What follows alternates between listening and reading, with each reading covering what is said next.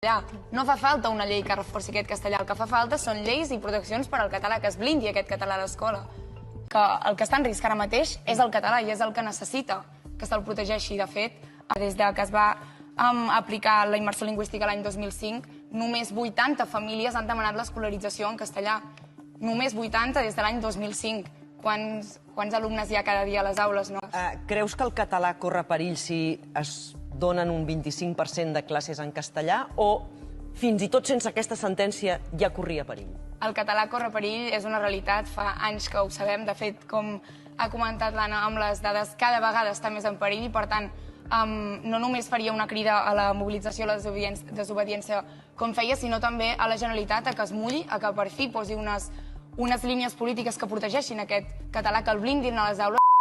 Nosaltres la notícia principalment la rebem com un atac directe a la nostra llengua, al català. A més, creiem que l'estat espanyol té voluntats darrere aquesta perquè sap el potencial polític que hi ha darrere el català, perquè al final el català és eix vertebrador i forma part de l'essència de la cultura catalana i de la nostra identitat. Per tant, aquest atac va molt més enllà.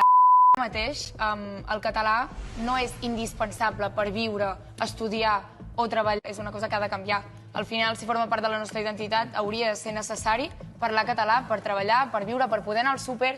Per tant, perquè al final l'escola és el futur de la nostra societat i, per tant, si volem una societat que parli, estudiï i ho faci tot en català, anem a fer que a les aules i als patis es parli català.